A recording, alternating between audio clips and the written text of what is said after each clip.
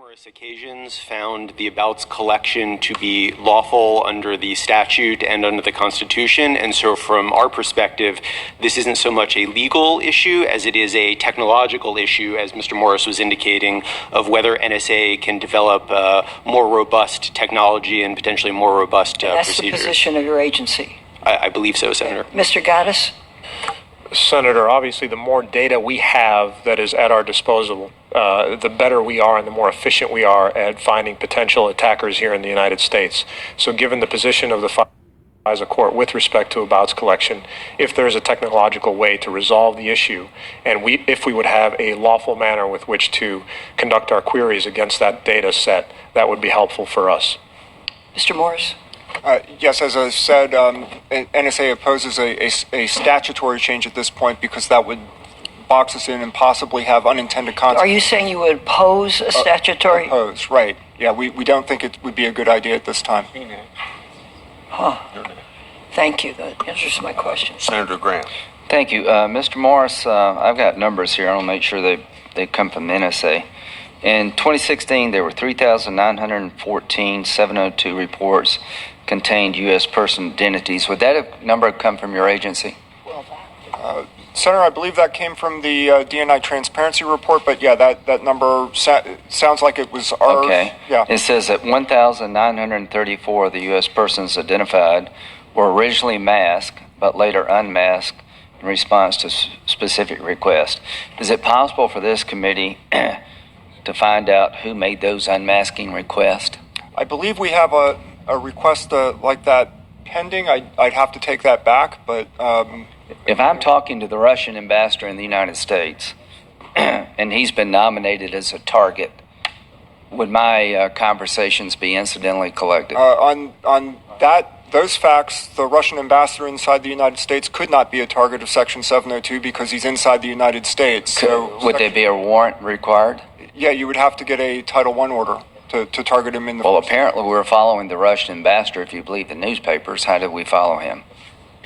Well, Senator, from a legal perspective, and I can't talk about specific How do targets, we follow the Russian ambassador? Foreign officials located inside the United States, surveillance of them would have to be conducted pursuant to a traditional probable cause-based FISA order. Okay. Surveillance directed at foreigners So let's abroad assume for a moment that the National Security Advisor in transition is talking to the Russian ambassador, and the Russian ambassador is outside the United States. Can you collect without a warrant? Foreigners abroad who... Well, he'd be outside the United States. He's a foreigner. Could you collect without a warrant? If the foreigner abroad was reasonably expected to communicate and possess foreign intelligence information relevant to a certification, then yes. Okay, so if he's in the United States, you can only collect if you have a traditional warrant. Is that correct? A FISA court order warrant, yes. Okay. Is it possible to find out if Lindsey Graham, was instantly collected talking to a foreign leader abroad? Is that possible? Senator, we would have to comply with the terms of our minimization procedures, which generally restrict us from deliberately... Am I entitled to that information? Am I entitled as a United States Senator to know whether or not the intelligence community monitored a conversation I had with a foreign leader abroad? The minimization procedures permit us... Am I entitled as a United States Senator to know if my conversations with a foreign person overseas was collected and if somebody made a request to unmask me? If as a member of Congress there's an intelligence report that reports on activities that include you and a foreign minister, by default, your identity is going to be masked. If there is a request to unmask a congressional identity, there is a process known as the Gates procedures that were established in the 1980s by former DCI Robert Gates that requires the agency to seek approval from the DNI before that unmasking. Am I entitled to know if that happened to me? When there is a Gates request, Congress is notified the leadership. So if nobody's notified me, I assumed I wasn't collected upon. Generally, those notifications are going to go to the leadership and to the leaders of the intelligence. Well, I don't care I'm not asking about the leadership. I'm asking about me.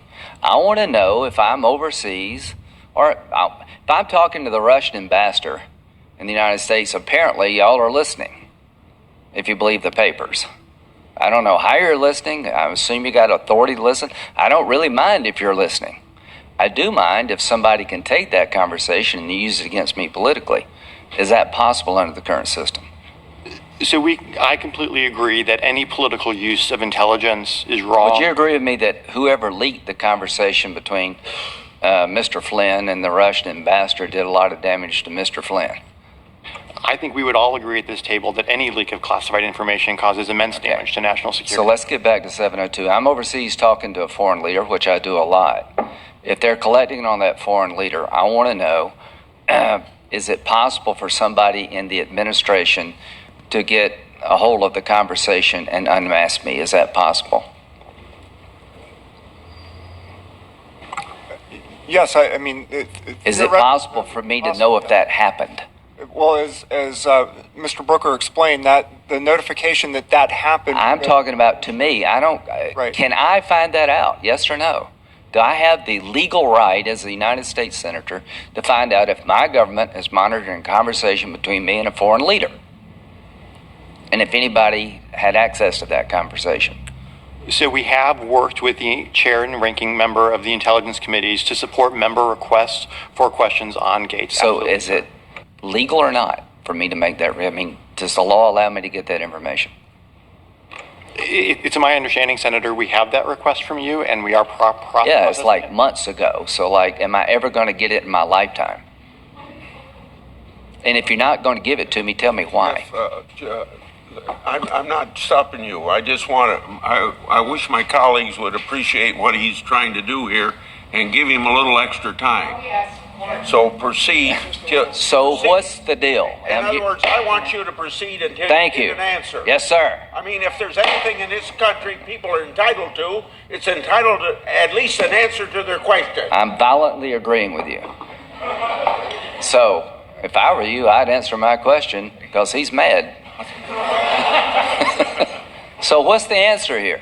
Am I ever going to get to know the basic facts? Because if I'm going to be monitored overseas, maybe there's a good reason to monitor the person I'm talking to. I just want to know what consequence as a senator flows my way. If somebody in my own administration doesn't like me, the other administration outside of my party doesn't like me, should I be worried about that conversation falling in the hands of political people that may one day be used against me?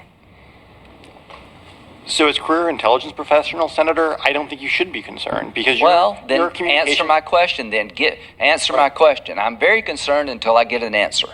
And we have your request. I know we're working on it. We have What is communicated keeping you from answering that question? So my understanding, Senator, is your requests any information about you, which we tried to narrow it with your staff. They said anything and everything, which would require every news clip, I don't want every news clip. I want to know conversations I may have had with foreign leaders that were monitored or foreign people that were monitored. And so we specifically asked working with your staff, if we can narrow it to Gates requests where information about you was masked, and they said no. We are working with your staff to try to get you an answer as quickly as possible. Is there a legal reason you can't answer that question? Not a legal reason. Okay, thanks. Are you satisfied? Not really, but we'll move on because other people have important questions. Senator, I think Senator Franken. Oh, Senator I'm sorry. Klobuchar. Then was Senator next. Klobuchar, whatever Senator Feinstein Here's, says. Go ahead. Early bird. Senator Klobuchar. Thank you very much. Thank you to the panel, and this is along the lines of following up on what Senator Graham was talking about, and that is our oversight in a more general term. I know that Senator Coates testified before the Senate Intelligence Committee recently, and he said that Section 702 surveillance provides critical foreign intelligence that cannot practically be obtained throughout other methods. And I agree that that is true, and maybe I'll get to some examples from you about that. But as you can see from Senator Graham's questions, we still have a lot of reason to want to do oversight on the behalf of the public. And notably, your joint testimony urges Congress to reauthorize the FISA amendments without a sunset provision. As you know, this would effectively mean that Congress would not have to take up FISA reauthorizations in future years. We would actually we could have hearings, I guess, but we would have no leverage to get changes or to work on things. We wouldn't have the opportunity to discuss what is working and what is not working as we did today. So can you provide more context as to why the administration is requesting that Congress reauthorize these FISA authorities without a sunset provision? And is that set in stone? I guess we'll go through the Mr. Brooker. So I'll start. I think we have nearly a decade of FISA 702 experience under our belt now. I think review after review have shown that there have been mistakes, but nothing intentional. I think the statute is built. Attorney General John Ashcroft into reauthorizing the surveillance while he was hospitalized. After the New York Times revealed the existence of warrantless surveillance programs, the Bush administration demanded that Congress pass legislation authorizing the program. This led to the FISA Amendments Act in 2008. I opposed it, as well as its reauthorization in 2012. I still have serious concerns that it doesn't include adequate checks and balances to protect the constitutional rights of innocent Americans. Now, we all support giving the intelligence community the tools they need to keep America safe, but we also live in a democracy. All of us have sworn to uphold and defend the Constitution, which limits the power of government, as Senator Lee has said. So, Mr. Morris said, in defining 702, in the simplest terms, it is only used to target foreign persons living outside the United States. If that were all, we wouldn't be talking about it. I think most of us would agree. Keep America safe. If someone outside the United States plans to do us harm, we want to know about it and stop them, period. And then we want to stop them further, perhaps by arrest or even more. But we also know that caught up in the information collected of those so-called foreign sources is information about Americans. Did you hear the exchange with Senator Lindsey Graham? Did you note the emotion in his voice as he thought about the possibility that his privacy was being invaded by his government? That someone might use that information through 702 against him as a United States Senator? You just witnessed something which is rare in the United States Senate. This chairman rightly said, let's extend the time of the senator to keep asking, because we're all concerned about that, because it's our privacy that Senator Graham has raised. But what about the privacy of the Americans who are not in this room? Well, now we run into another problem. Senator Franken asked you the most basic information. How many Americans have been swept up into this 702? You can't tell us. How are we supposed to believe that transparency is really the guiding principle and that we have such great data collection if you can't even identify for us how many Americans have been innocently swept up into this effort and can't answer Senator Graham's most basic question? So, Mr. Brooker, how are we supposed to have confidence that you're being careful not to involve more people than necessary to keep America safe, not to avoid the constitutional requirement of a warrant if you want to know something about Durbin or Graham or Franken or someone else? It's a hard question, Senator. I think, like you, everyone at this table is concerned about our privacy and the privacy of our families, my folks in Arizona, my in-laws in Alabama, something we think about day in and day out and take very seriously. I think that's why the oversight of this committee, the oversight done by the FISA court and the Department of Justice is so critical to this process. You know, I think while we are unable to provide an absolute metrics on the number of U.S. persons incidentally acquired, we report a lot of information to this committee in classified form and a lot of information publicly relating to the number of U.S. persons unmasked. Senator Graham couldn't get the basic information about it himself. I've been with him on trips overseas, and all of us, you know, we're in conversation with foreign leaders on a regular basis. The notion that our government has captured that conversation is something we ought to know about. If you tried to do it in the United States, you'd need a warrant. If you did it when we were overseas, apparently not. And he's asked a basic question which for months has gone unanswered in this process. So I guess it comes down to the very basics here. We have seen over time, since the creation of these FISA Act amendments, a broadening of the power of the United States the lifting of the requirement for warrants from the FISA courts. We've given you more and more and more authority. All we're asking is, how carefully are you using it? How closely are you following the Constitution as you use it? What efforts are you making to protect the innocent Americans who've done nothing wrong and just happen to be caught up in a communication, or whose name is mentioned in a communication, and you tell us, hard question, we'll get back to you later? It is a hard question, but it's really fundamental. And I think it really raises questions about what we need to do if we truly want to uphold and defend this Constitution and still keep us safe. Thank you, Mr. Chairman. Thank you, Chairman, and thank you all for being here. To follow up on the point that Senator Durbin was making, each one of your agencies has internal administrative procedures that allow the agency to police the use and misuse of 702 information. We on the Judiciary Committee do not have a comprehensive or consolidated statement of what your own internal protections and safeguards are.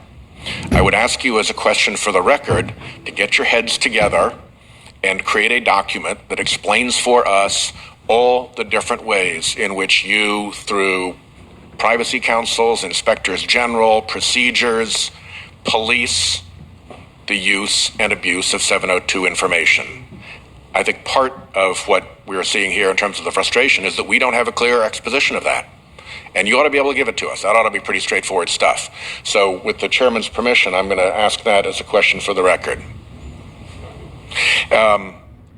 Second, there are concerns about the unmasking of individuals who turn up as, I'm a former prosecutor, so let me say, unindicted co-conspirator, not a real name, just subject A or whatever, in the intelligence.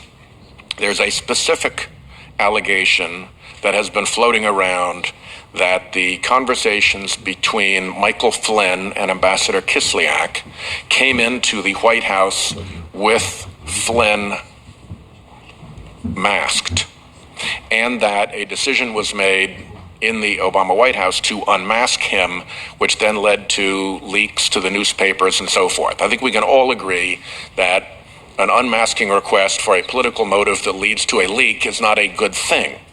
But it's important to us to get the facts of that right. So tomorrow, when we're in classified setting, I want to give you a preview of coming attractions. I would like you to be able to answer the question of whether or not that state of facts actually transpired. What happened? Did the name come in masked or unmasked? Was it masked or unmasked as the result of a request out of the White House? And do you have any information about the leak? Okay? You don't need to answer that now. And at some point, I'm going to want to go back at you because a lot of stuff you tell us isn't really classified, but we hear it in a classified setting, so we can't talk about it. So we're going to have to sort out what's really classified and what isn't, but at least be prepared to answer that. And the last thing I wanted to mention is with respect to this question of how big does the 702 reach penetrate into ordinary Americans' lives. And a lot of this, I think, boils down to a definition of what we mean when we say, to use again Senator Durbin's phrase, swept up. Who's swept up in this? As I understand the process, and correct me if I'm wrong here, you have identified overseas targets who you are allowed to collect on under 702, correct? Yeah, correct. Okay. And you don't know who they are in touch with until you query that selector in your database, correct? There's a number of different ways, Senator, that we can review collections. So, for example, there may be a target where our analysts are going to review every communication. But it takes an act of selection to pull up that review, right? Yes, correct. Okay. And then once you've got your target, you've got the query that's been asked, however it's asked, that calls up everybody who they've been in touch with, and then once you've called that screen in, you still don't know the nationality or the location of an individual because all you have is electronic metadata and it takes individualized research to figure out the location and the identity of those people. Is that also correct? That is often correct. Yes. Sir. Okay. So in order to figure out who is swept up, so-called swept up in all of this, what you would need to do is to look at your roster of legitimate 702 targets, query every single one of them for everybody that they've been in touch with, which would presumably be a fairly massive undertaking, and then do the address by address individual identification to figure out which ones were Americans or on American soil at the time. Is that the problem with trying to get to this? I think that's right. And oftentimes there's not that electronic information to understand for the other communicants, our non-targets, who they are or where they are. And in terms of the privacy interest of individuals, the fact that their email information is sitting in a data place somewhere that no human being has ever looked at, if suddenly we went out and started pulling up that stuff to do this count, that is actually looking into their privacy in a different way. There's actually now human eyeballs on that, whereas before they were just in an electronic database that may have never turned up to any human eyeball. Correct, and we would likely, and I would defer to Mr. Morris, have to do additional research outside of what NSA would normally do to try to figure that out. Understood. Okay. See you tomorrow. Thank you, Mr. Chairman. On these questions, fascinating. The White House is, as Senator Durbin was asking, but everybody's asked. You can see the kind of concern in this panel. Earlier this year, the NSA terminated their about collection. There have been a number of compliance incidences relating to that. They discovered these compliance issues. They did a broad overview of the 702 program, and they decided about collection was too great a privacy. Mr. Goddard says, when was the last time the FBI undertook a comprehensive review about how to obtain searches and uses 702 data? Sir, we have measures in place through which we train our national security agents and analysts. When was the last time you did it, like the NSA did? When was the last time you did a comprehensive search about how to use it? We have regular audits that we conduct internally, and we are also overseen by DOJ, who conducts periodic audits as well. When was the last one? I believe the audits in one of those instances is monthly. And was that a complete audit of the whole program? It was not. It was an audit of a segment of the program. When was the last time there's been an audit of the whole program? I'd have to get back to you with that answer, Senator. Can you get back to me today?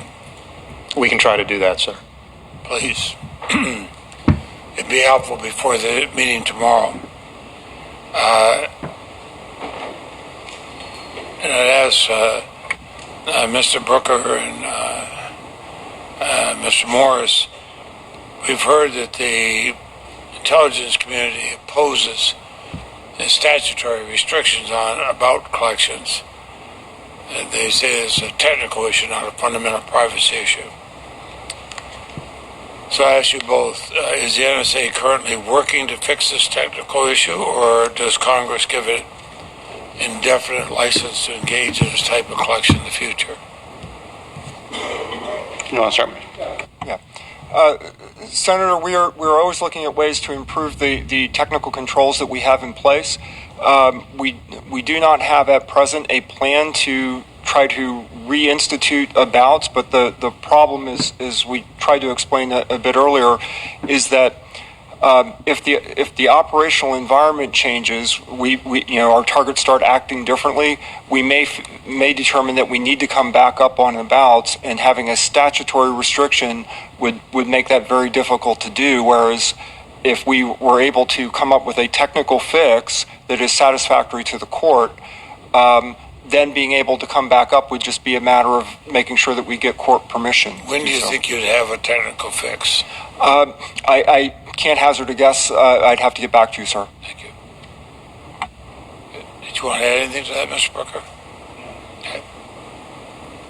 Let me ask a question, Mr. Evans.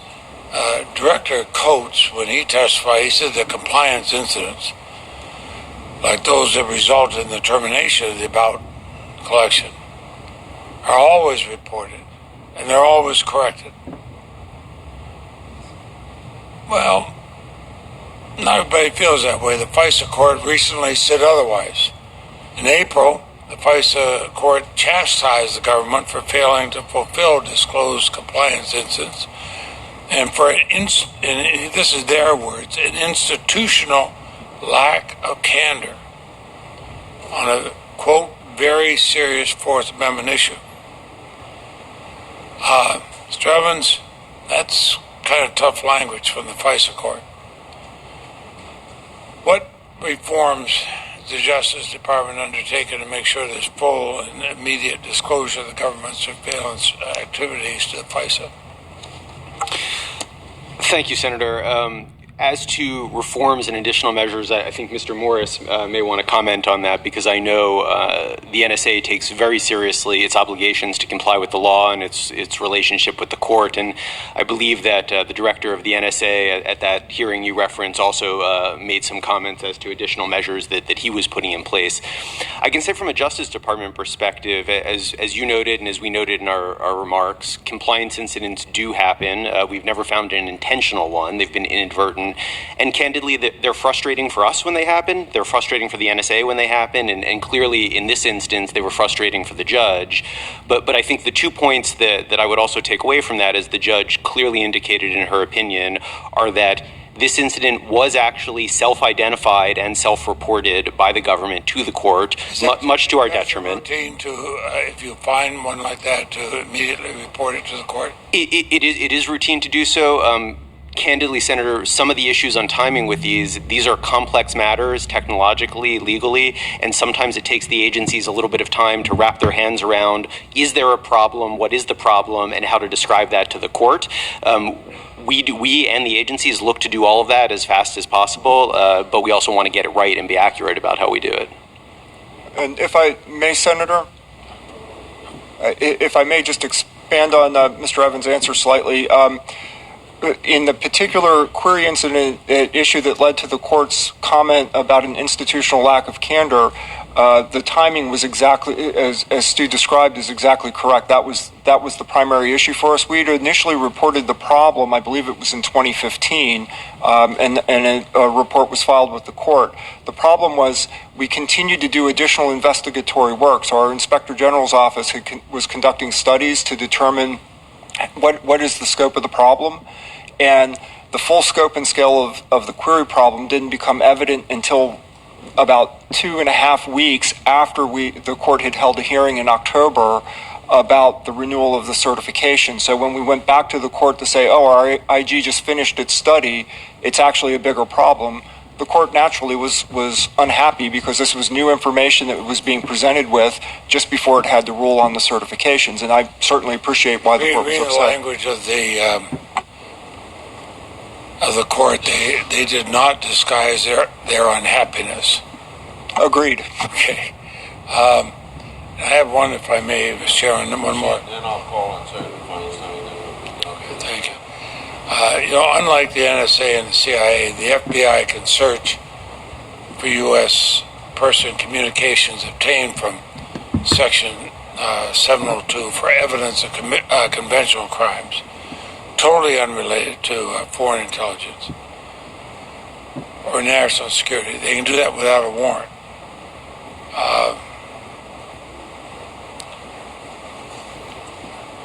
This raises some questions here. I mean, can you use that to go after things like drug offenses or tax fraud or anything of that nature? Senator, if I could address that from a legal perspective first, and then Mr. Gaddis might have comments from an operational policy perspective.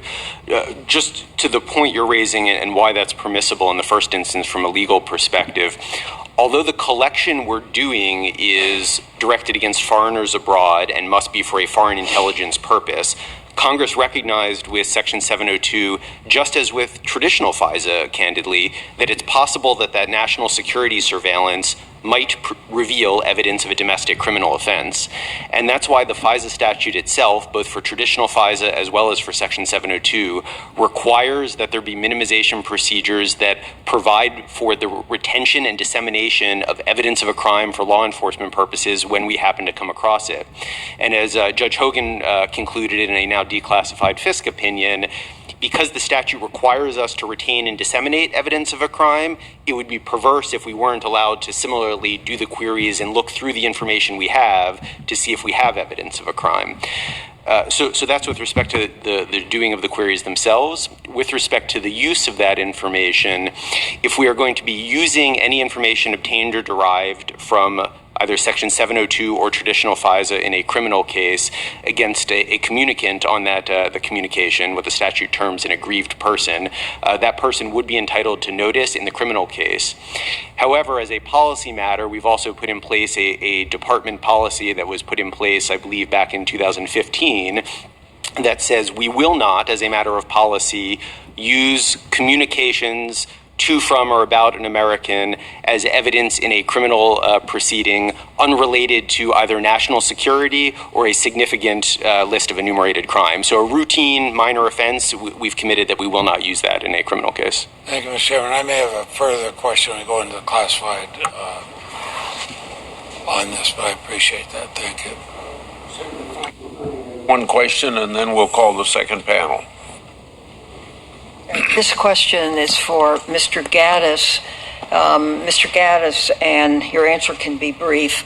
Former FBI Director James Comey testified before the Senate Intelligence Committee on June 8th about one-on-one conversations he had with President Trump.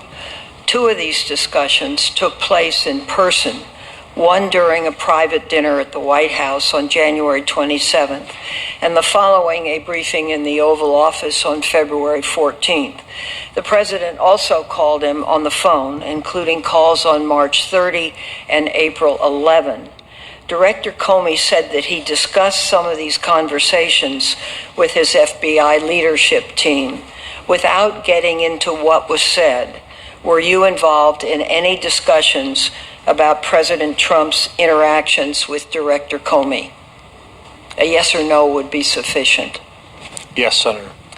I don't want to get into detail now, but the committee may want to talk more with you about this. Will you commit to getting us the information that we need?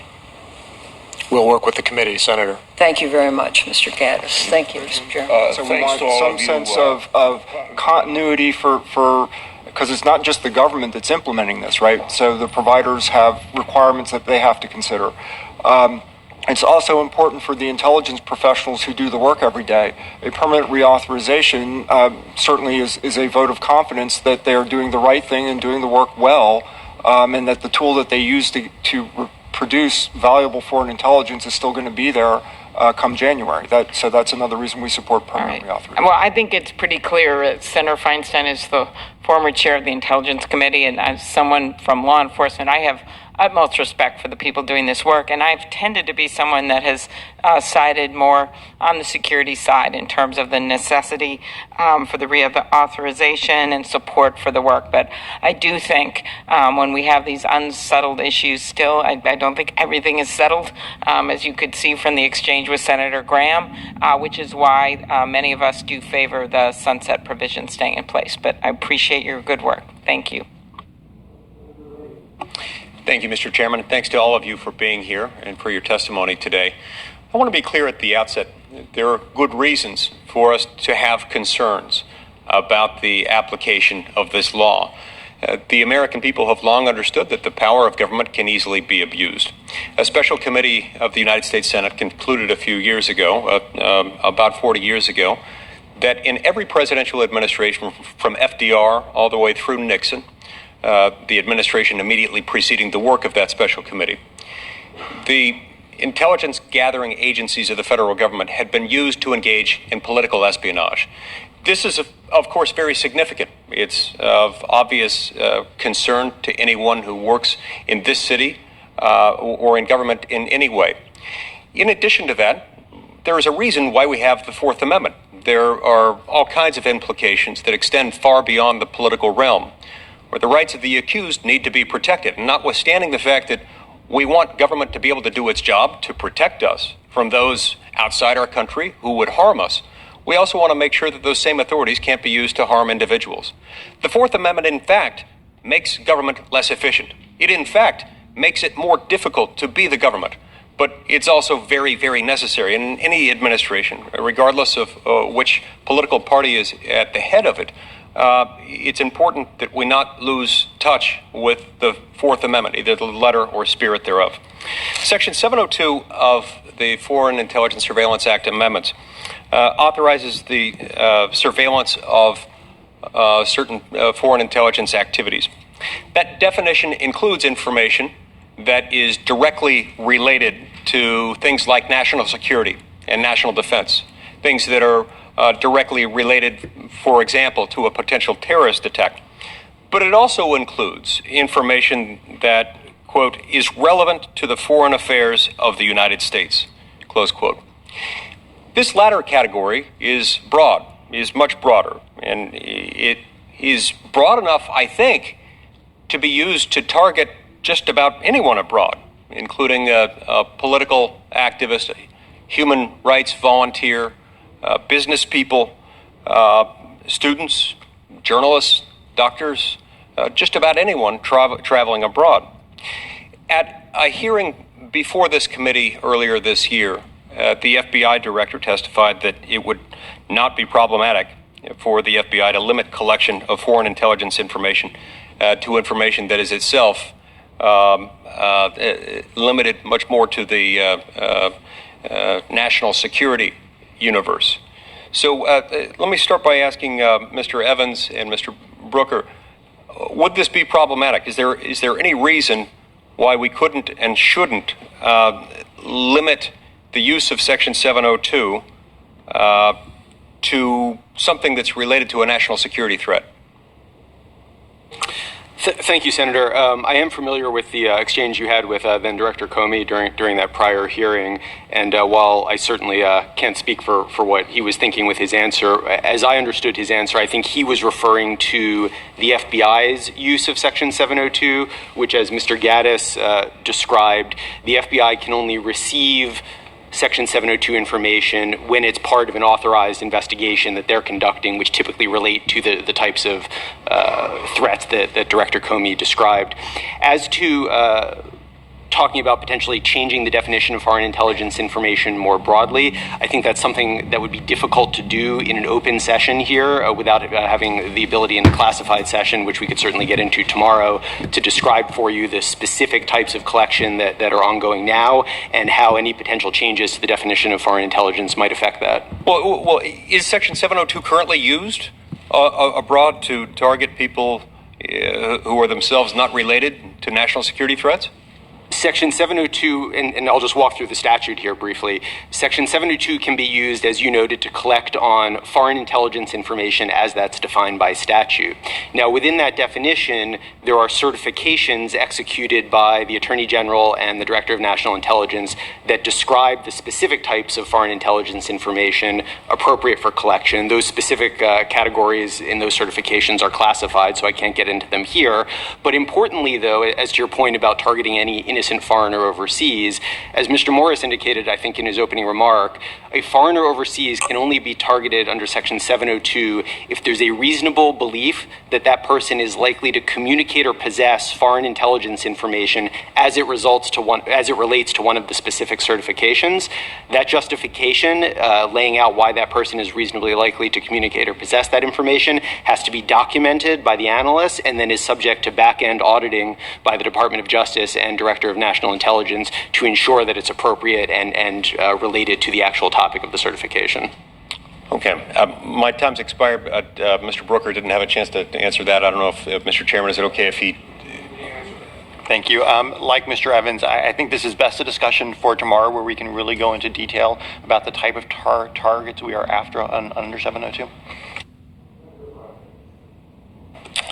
Thank you, Mr. Chairman. And before I begin, I'd like to thank you and the ranking member for holding today's hearing. The subject of today's hearing strikes at the very heart of the debate about how to safeguard national security without trampling on Americans' fundamental right to privacy. As I've said before, but I think it bears repeating, when the American people understand the scope and scale of our surveillance programs, they're better able to judge for themselves whether the government is appropriately balancing privacy and public safety. That's why I've focused on the issue of transparency, most recently back in 2015 when Congress debated and passed the USA Freedom Act. USA Freedom was a bipartisan bill to reform our surveillance programs, and I was proud to join my friend Senator Dean Heller in writing the bill's transparency's provisions. When the public lacks even a rough sense of the scope of surveillance, they have no way of knowing if the government is striking the right balance. So we wrote the provisions that now require the government to issue detailed annual reports about the information collected under our surveillance authorities. For certain surveillance programs, the government must also say how many times it sifts through that information to search for Americans' communications, and that is important stuff. As the former general counsel for the Office of the Director of National Intelligence said, quote, "With secrecy inevitably come both suspicion and the possibility for abuse." So in my view, transparency is critical to gaining the public's trust and guarding against misuse. Transparency was critical with respect to the reporting required by USA Freedom, and it is critical with respect to the number of Americans inadvertently swept up in 702 collections. So I remain disappointed that despite bipartisan demand for this information, we still do not have even an estimate of how many Americans have had their phone calls or emails collected under Section 702. Members of the Senate Intelligence Committee have asked for an estimate. Civil society groups have asked for an estimate. Representatives Sensenbrenner and Conyers have asked for an estimate, but no one has received a satisfying answer. Mr. Brooker, do you agree with former ODNI General Counsel Bob Litt that, quote, "There would have been less public outcry from the Snowden leaks if the government had been more transparent about its activities beforehand"? Do you agree that without some form of transparency, we risk suspicion and also the possibility for abuse? I think we all agree that transparency is important. I think you can see in our transparency report that we released largely with your leadership, we actually went beyond what the law requires for the amount of information and numbers we reported, and that transparency has continued in this administration with the release for the first time of the targeting procedures that are used under these procedures. I want to sort of stress it's our inability to release a number on the number of incidental USPs that have been collected is not for want of trying, and we can discuss this in more detail tomorrow, and NSA can walk through sort of the Herculean efforts they've taken really over the last 18 months to try to find a way to do it that's responsive, coming to the conclusion that there's not a way to produce a transparent number that's meaningful to the debate, that's not something that's wrong, that's accurate, is sort of critical, and we're happy to get into that tomorrow in more detail. Well, I for example, Director Coates said it'd be infeasible to come up with a way to count the number of Americans whose communications are collected under 702. But help me understand this. Is your contention that our intelligence agencies, while they're capable of collecting vast quantities of information, phone calls, text messages, emails, and sifting through all that data for specific information like a name or a phone number, but the agencies are somehow not capable of counting how many Americans are swept up in that surveillance? That's right, Senator. I think at bottom, if you look at an email, we know who our targets are, and our target's going to be in that email. We don't know necessarily who our targets are talking to, and you can't tell whether bad guy at hotmail.com is a U.S. person or not, based simply on his email address. We know our targets are foreigners overseas, but we can't identify without significant additional research more. Well, I'm out of time, but I would just ask if it's possible to come up with an estimate and not specific numbers. And it seems to me that we are really already capable of coming up with that estimate. A 2011 opinion by the FISA court revealed that the NSA previously reviewed a random sample of, quote, internet transactions to determine how many of those communications were wholly domestic. And I think we can come up with an estimate. Thank you, Mr. Chairman, for your indulgence.